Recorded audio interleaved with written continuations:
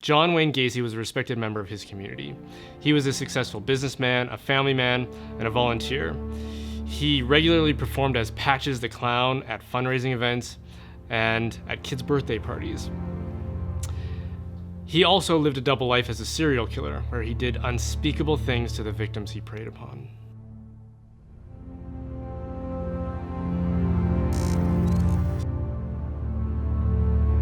Long before he was ever caught for those crimes, he had been diagnosed with antisocial personality disorder, also known as sociopathy, which is characterized by low moral conscience. So for most of us, when we do something that goes against our moral beliefs, we will suffer emotional consequences for it.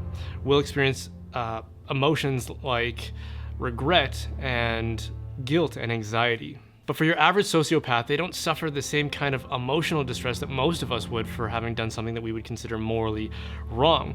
They aren't impeded by the same emotional incentives like empathy that would steer them away from manipulating or hurting other people. And many of them, like Gacy, are able to simply hide their true nature behind a facade of charm and wit so that they can just blend in with the rest of us. Psychologist Martha Stout has estimated that sociopaths make up 1 in 20 people in the general population, which gave me pause as I did the math on that, because I know a lot more than 20 people.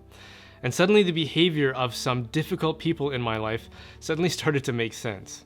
With the prevalence of sociopathy and other mental health disorders, and just the general amount of stress we tolerate in our day-to-day lives, I don't think it's a question of if, but when we will come into contact with somebody who is uncooperative, antagonistic, and even abusive. I've read estimates that say as many as 1 in 4 women have suffered domestic abuse, 1 in 14 children suffer physical abuse, and 1 in 5 women have been raped in their lifetime in the US. And from a lot of what I've read, it seems to be a pretty well-established fact that the people who are abused are more likely to become abusers themselves. And I don't think that this should really surprise us, because we have this limited range of experiences from which to draw from to shape our sense of reality and the people in it. When we encounter abusive behavior from someone else, it can influence our perception of what we can expect from other people. Abuse can teach us to be more suspicious and antagonistic towards other people because of how prominent those experiences are in shaping our social development. When we do encounter people who are difficult or even abusive towards us, are we going to allow that cycle to emanate out from us, or are we going to do something to interrupt it? So in anticipation of that possibility, I'd like to offer some tips about how to deal with difficult or even abusive people. The first thing I'd suggest is to realize that it's not about you. They're not treating you that way because of you. They're doing it because it's their modus operandi. It's the way that they've learned to interact because of the things that they've experienced or because of some deeply rooted pathology in their psychology. So don't take it personally. And if you can manage that, it will make the next step a lot easier, which is to forgive them. Now, forgiveness has to be one of the most misunderstood concepts that I can think of, so I can understand why a lot of people get turned off at that idea. People seem to think that to forgive someone is to welcome them back into a privileged position of intimacy in your life, one that makes it possible for them to hurt you again. And I don't think that that's necessary at all to forgive someone. Forgiveness means letting go of whatever they've done and wishing them well moving forward. It means that you don't entertain feelings of revenge, or even restitution. And you don't have to strong arm your emotions into conjuring up good feelings about this person.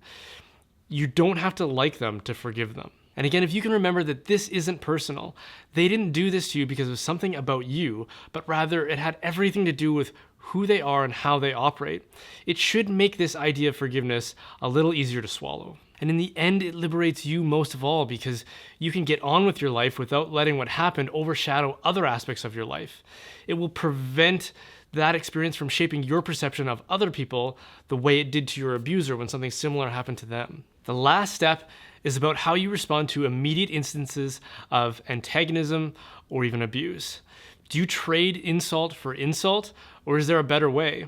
And in answering that, I think it's important to realize that the former is what they expect, because they've already predetermined that you, along with everyone else, are an adversary, and the way that they are treating you is the inevitable result of that perception. But what if you interrupt that perception? What if you defy their expectations by responding in a way that discredits their conclusions about the way the world is, especially about the people that are in it, including you? What if you respond to their abuse with kindness and empathy? This is the kind of thing that is so catastrophically contradictory to the things that they believe about other people that it might just be the thing that interrupts their default behavior. Many of us saw an amazing example of this on Twitter involving comedian Sarah Silverman, who is somebody that I personally disagree with on a lot of things, but I really admired her in the way she handled herself. When a young man said something really vulgar to her in response to something that she had tweeted, she replied in compassion by reading through his personal profile and realizing that he was in a lot of pain. She told him that she believes in him and that she understands his pain. And what happened next is that it completely disarmed him. He allowed himself to get vulnerable with her in a sense of trust and shared with her about how he had been abused and how it's completely paralyzed him in his life.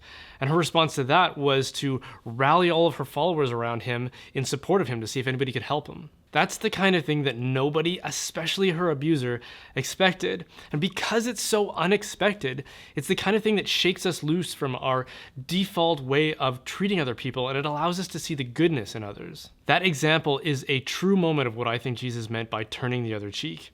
And it's the only kind of thing that will interrupt the cycle of abuse and actually help move things forward in a positive way. We can choose to either dive into that cycle of abuse and keep it alive and well, or we can do the hard thing and see through that abusive behavior and hopefully interrupt that pattern in the process. Thanks so much for watching, guys. If you enjoyed that, then please consider subscribing and liking, and come find me on Facebook and Twitter. It's a huge help when you do that. It helps us get these videos in front of more and more people. And a big thank you goes out to You Catholic for presenting these videos. And if you want to support the making of these videos, then please consider supporting my work as a digital media and marketing expert. My company, Holdsworth Design, specializes in branding, web and graphic design, marketing, social media, videography, and all that kind of good stuff. So if you know of a parish, a diocese, a ministry, or a business that needs help in those areas, then please send them our way and I'm sure we can help them out.